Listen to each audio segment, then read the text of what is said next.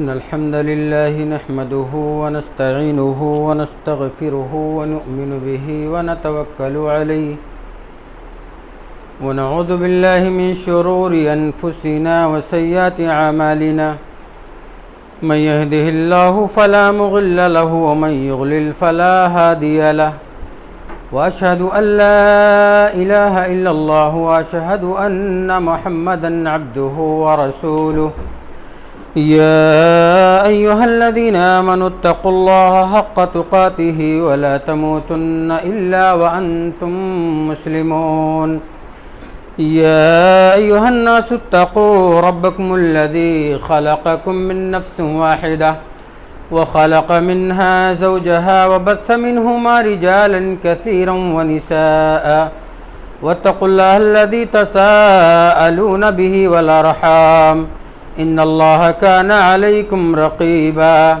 يا أيها الذين آمنوا اتقوا الله وقولوا قولا سديدا يصلح لكم أعمالكم ويغفر لكم ذنوبكم ومن يطع الله ورسوله فقد فاز فوزا عظيما أما بعد فإن أصدق الحديث كتاب الله وأحسن الهدي هدي محمد صلى الله عليه وسلم وشر الأمور محدثاتها وكل محدثة بدعة وكل بدعة ضلالة وكل ضلالة في النار. أعوذ بالله من السميع العليم من الشيطان الرجيم من همزه ونفخه ونفثه. بسم الله الرحمن الرحيم. قاف والقرآن المجيد بل عجبوا أن جاءهم منذر منهم فقال الكافرون هذا شيء عجيب أئذا متنا وكنا ترابا ذلك رجع بعيد قد علمنا ما تنقص الأرض منهم وعندنا كتاب حفيظ بل كذبوا بالحق لما جاءهم فهم في أمر مريج أفلم ينظروا إلى السماء فوقهم كيف بنيناها وزيناها وما لها من فروج والأرض مددناها وألقينا فيها رواسي وأنبتنا فيها من كل زوج بهيج تبصرة وذكرى لكل عبد منيب ونزلنا من السماء ماء مباركا فأنبتنا به جنات وحب الحسيد والنخل باسقات لها طلع نزيد رزقا للعباد وأحيينا به بلدة ميتا كذلك الخروج كذبت قبلهم قوم نوح وأصحاب الرس وثمود وعاد وفرعون وإخوان لوط وأصحاب الأيكة وقوم تبع كل كذب الرسل فحق وعيد أفعينا بالخلق الأول بل هم في لبس من خلق جديد. قال الله تبارك وتعالى في موضع آخر وأنفقوا مما رزقناكم من قبل أن يأتي أحدكم الموت فيقول رب لولا أخرتني إلى أجل قريب فأصدق وأكن من الصالحين.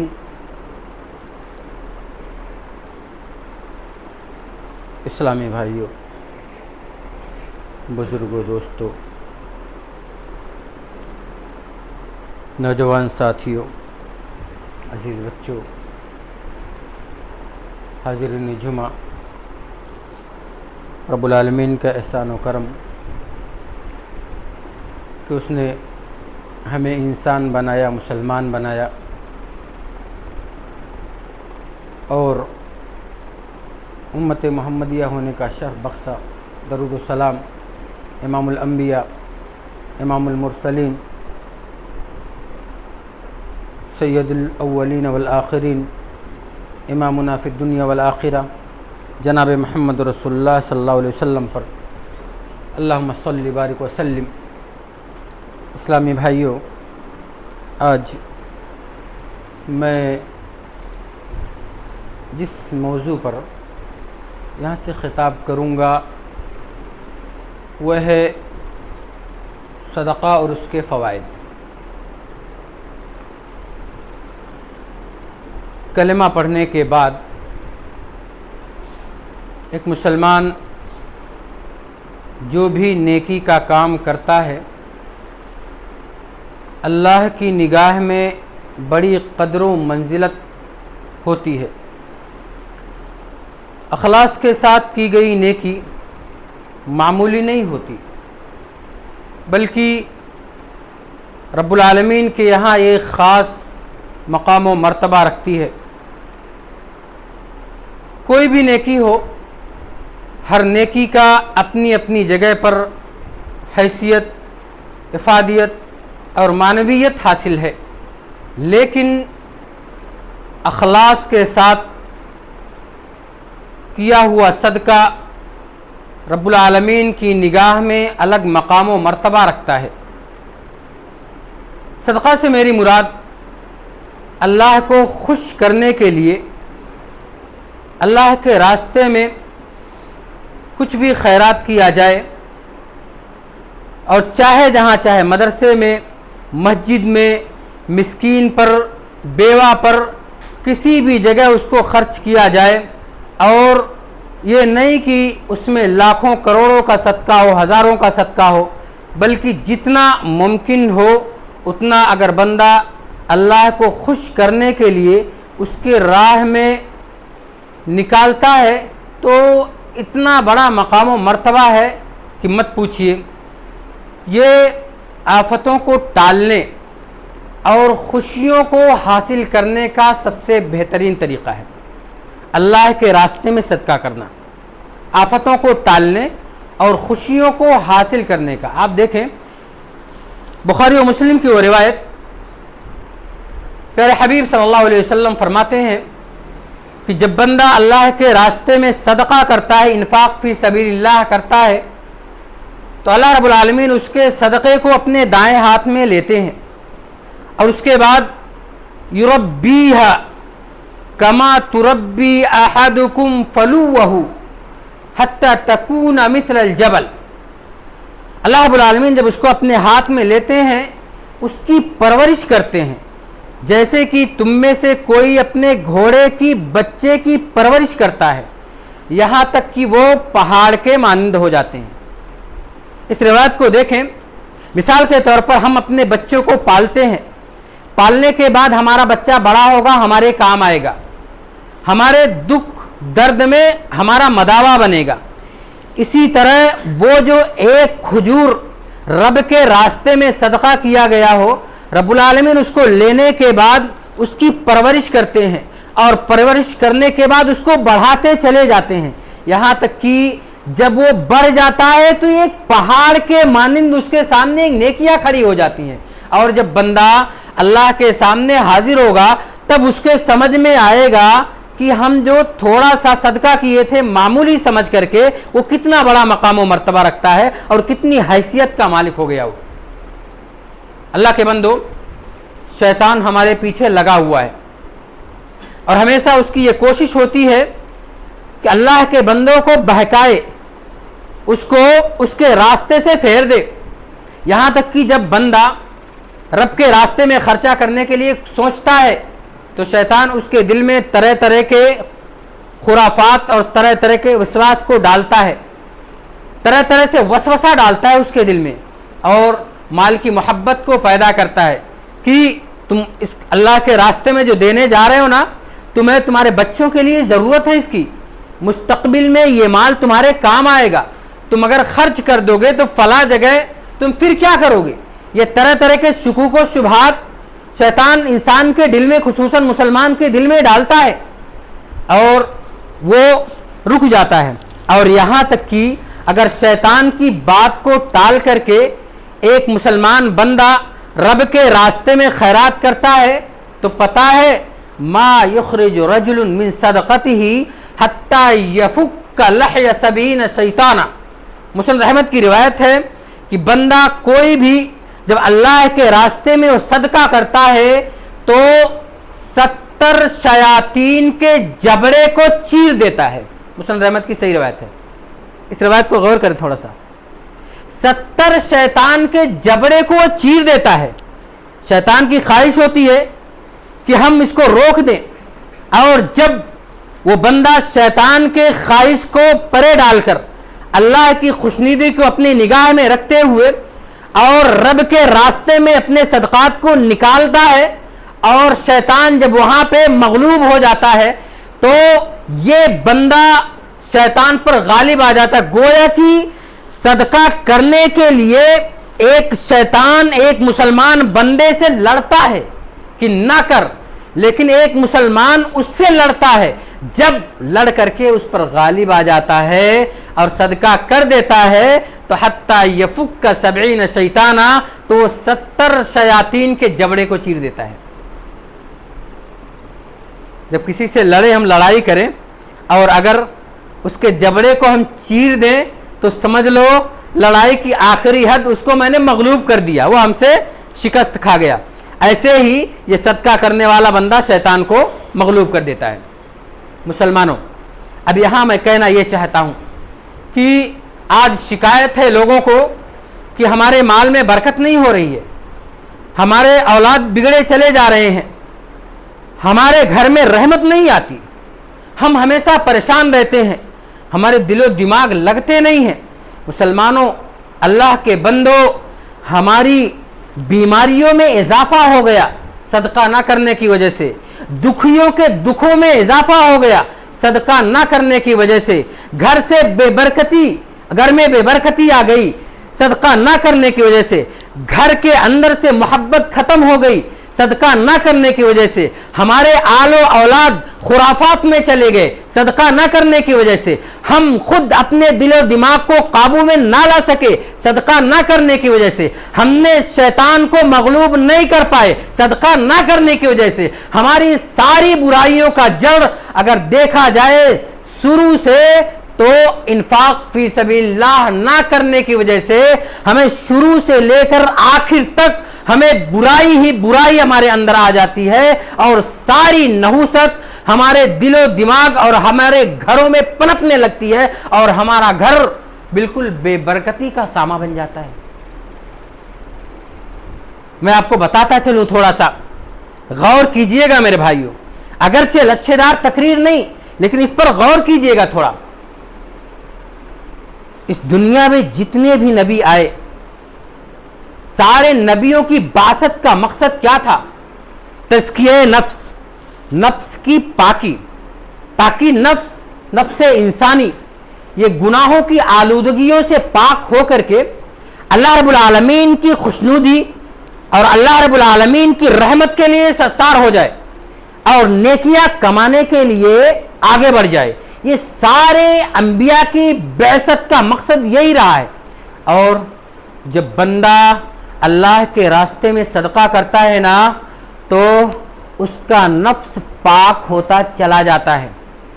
غور کریں, رب العالمین قرآن میں فرماتے ہیں وَسَيُجَنَّبُهَا الْأَتْقَى الَّذِي يُؤْتِي مَالَهُ يَتَزَكَّى, اور جہنم کی آگ سے وہ دور رکھا جائے گا, وہ متقی اور پرہیزگار.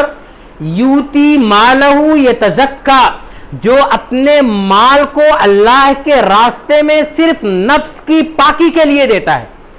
وَمَا لِأَحَدٍ عِنْدَهُ مِن نِعْمَةٍ تُجْزَى, اور اس کے اوپر کسی کا احسان نہیں جس کا بدلہ وہ چکایا رہا ہو. إِلَّا ابْتِغَاءَ وَجْهِ رَبِّ الْأَعْلَى, وہ صدقہ کرتا ہے صرف رب العالمین کی خوشنودی کے لیے. وَلَسَوْفَ يَرْضَى, اور عنقریب وہ خوش کر دیا جائے گا. اس آیت کو دیکھیں تھوڑا سا.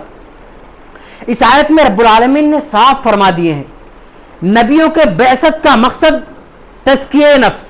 اور یہ تزکیہ نفس, اب تو نبی نہیں آنے والے ہیں نا, لیکن تزکیہ نفس ہو رہا ہے کس سے؟ الذی یوتی مالہ یتزکا, جو انفاق فی سبیل اللہ کرتا ہے, اللہ کے راستے میں نکالتا ہے صرف پاکی حاصل کرنے کے لیے, اپنے نفس کو پاک کرنے کے لیے اور اللہ رب العالمین کی خوشنودی کے لیے.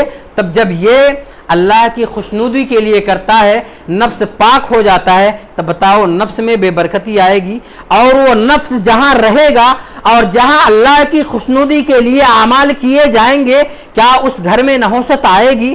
کیا وہاں بچے بے یار و مددگار ہوں گے؟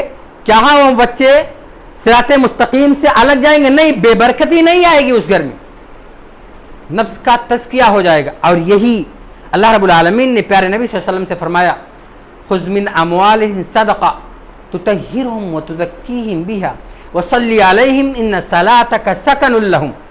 پھر نبی صلی اللہ علیہ وسلم کو اللہ رب العالمین کہہ رہے ہیں آپ ان کے مال میں سے صدقہ کر کے ان کو پاک کیجئے اور ان کا تزکیہ کیجئے اور ان کے لیے آپ رحمت کی دعا کیجئے، کیونکہ آپ کی دعا ان کے لیے سکون کا باعث ہوگی.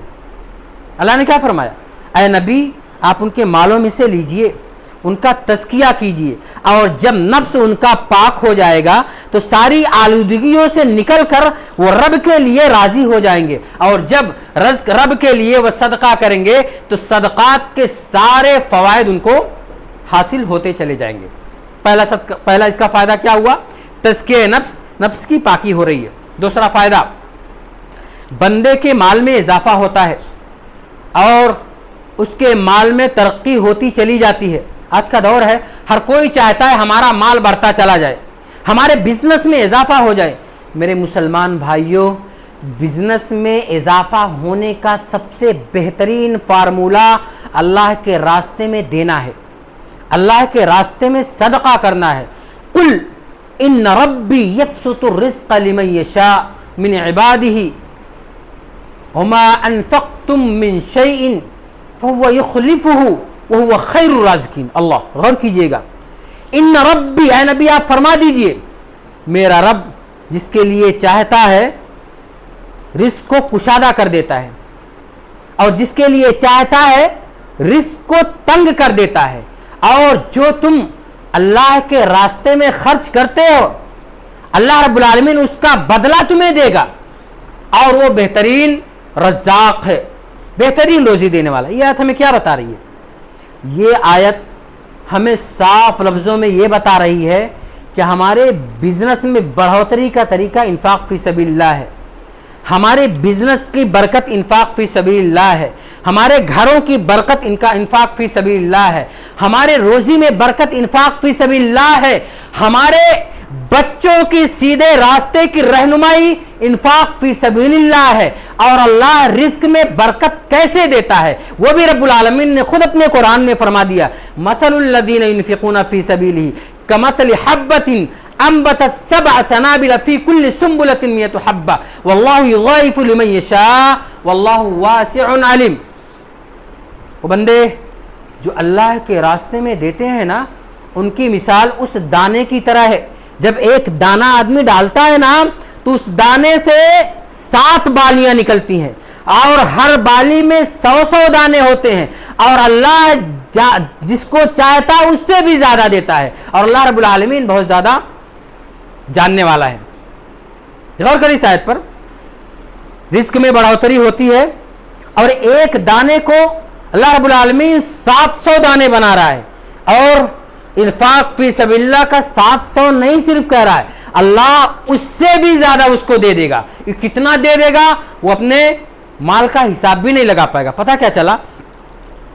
ہم اپنے مال میں بڑھوتری کر سکتے ہیں اللہ کے راستے میں صدقہ کر کے، اور اللہ تو اتنا کہہ دیا، لیکن اب یہاں آنکھیں کھول لیں اور تھوڑا سا غور کر لیں. من ذا الذی یقرض اللہ قرضا حسنا فیضاعف له اضعافا کثیرا. اللہ صاف فرما رہے ہیں کہ اے لوگوں، کون ہے جو اللہ رب العالمین کو قرض حسنہ دے؟ یہ قرض حسنہ کیا ہے؟ یہ قرض حسنہ یہی ہے کہ اللہ کے راستے میں دے دینا، بیواؤں، مسکینوں، مدارس و مساجد اور جو بھی مستحقین ہیں ان کو دے دینا، یہی قرض حسنہ ہے. اور اللہ اس کو قرض کہہ رہا ہے، ایسا نہیں کہہ رہا کہ دو. اللہ کہہ رہے ہیں قرض کا مطلب کیا ہوتا ہے؟ بندہ جب لیتا ہے تو اس کو بعد میں لوٹاتا ہے، اور اللہ کیا کہہ رہے ہیں؟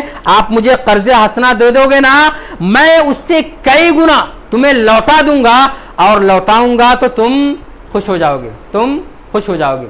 اللہ کے بندو یہی نہیں، یہ تو رب العالمین ہمیں بہت زیادہ دے رہے ہیں، اور پھر ہمارے لیے فرشتے دعا بھی کر رہے ہیں. وہ ما یصبح العباد فی یوم الا ملکان ینزلان قال احدهما اللهم آتی منفقا خلفا وقال الاخر اللهم آتی ممسکا تلفا. صبح جب کوئی بندہ صبح کرتا ہے تو اللہ رب العالمین کی طرف سے 2 فرشتے نازل ہوتے ہیں اور وہ کیا کہتے ہیں؟ اے اللہ انفاق فی سبیل اللہ کرنے والوں کو اس کا بدلہ دے اور اپنے مال کو روکنے والے کے مال کو تلف کر لے، اس کو چھین لے۔ فرشتے کیا دعا کرتے ہیں؟ جو نہ دے رہا ہے اس کے مال کو چھین لے اور اللہ جو دے رہا ہے اس کے مال میں اضافہ فرما دے۔ اب بتائیں ہمیں کہ مال کو خرچہ کرنے میں فائدہ ہے یا مال پر سانپ بن کر بیٹھنے میں فائدہ ہے؟ آپ خود فیصلہ کر لیں۔ مال کو خرچہ کرنے میں فائدہ ہے، انفاق فی سبیل اللہ کرنے میں فائدہ ہے، یا مال کے اندر بخیلی کرنے میں فائدہ ہے؟ یہ ہم اور آپ بخوبی اس کا فیصلہ کر سکتے ہیں۔ اور آگے چلیں اور دیکھیں کیا فائدہ ہوتا ہے۔ رب العالمین ہمارے گناہوں کو معاف فرما دیتا ہے۔ پہلی بات، ہمارے گناہوں کو اللہ رب العالمین معاف فرماتے ہیں۔ ان تقرض اللہ قرضا حسنا یضاعفہ لکم ویغفر لکم واللہ شکور حلیم۔ اگر تم اللہ رب العالمین کو قرض حسنا دو گے تو اللہ رب العالمین تمہارے مال کو بڑھائے گا اور تمہارے گناہوں کو معاف فرما دے گا، اور اللہ رب العالمین بڑا ہی قدر داں اور بردبار۔ اللہ غور کریں، دیکھیں ہم دے رہے ہیں اگر تو ایسا نہیں ہے کہ رب العالمین اس کو بیکار جانے دیں گے۔ وہ مالک الملوک وہ ہمارے صدقہ کو جان رہا ہے، چاہے 1 روپیہ دے رہے ہیں، 10 روپیہ دے رہے ہیں، 10,000 دے رہے ہیں، وہ ہمارے صدقہ کو رب العالمین جان رہا ہے، اس کی وہ قدر کرے گا اور اتنا قدر کرے گا، اتنا قدر کرے گا جو میں نے بتایا یربیہا، اس کو رب العالمین پرورش کرے گا اور وہ نیکیوں کا پہاڑ بن جائے گا اور پھر بندہ خوش ہو جائے گا، بندہ خوش ہو جائے گا۔ اب تھوڑا غور کریں، وہ صحیح بخاری کی وہ روایت جو عورت ایک کتے کو کنویں سے پانی نکال کر کے اس کو پلا دیتی ہے، اور وہ کیسی عورت رہتی ہے؟ بدکار عورت، بدکارہ، اس کی پوری زندگی گناہوں میں لت پت، لیکن اس نے رب کی بے زبان مخلوق کے لیے ایک پانی صدقہ کیا تھا، بہت زیادہ نہیں کیا تھا، کتنا کیا تھا؟ ایک پانی صدقہ، تھوڑا سا پانی نکال کر کے اس کو پلا دیا۔ اس پانی کے پلانے کی وجہ سے رب العالمین نے اس کے سارے گناہ کو بخش دیا، سارے گناہ کو بخش دیا۔ میں نے کیا بتایا؟ اللہ صدقہ کی وجہ سے گناہوں کو معاف فرما دیتے ہیں، گناہوں کو معاف فرما دیتے ہیں۔ فتنۃ الرجل فی مالہ و اہلہ و جارہ تکفرہ الصلاۃ والصدقہ والامر بالمعروف والنہی عن المنکر۔ پیارے حبیب جناب محمد رسول اللہ صلی اللہ علیہ وسلم نے فرمایا، بندہ جو آزمایا جاتا ہے اپنے مال کے سلسلے میں، یعنی مال تنگ ہو گیا یا بہت زیادہ اس کو مال دے دیا گیا، اپنے اہل و عیال کے سلسلے میں، یعنی ان کے بال بچے بکھر گئے یا اور کسی صورت میں، یا اپنے پڑوسی کے تعلق سے، پڑوسی اس کے بیکار ہیں یا ان کو بہت ستاتے ہیں، کتنوں طریقے سے اگر بندہ وہ آزمایا جاتا ہے نا، تکفرھا، اللہ معاف فرما دیتے اس کی نماز، اس کے صدقہ، امر بالمعروف والنہی عن المنکر کے سے ان کے سارے احوال کو درست فرما دیتے ہیں۔ آج کا ماحول کیا ہے؟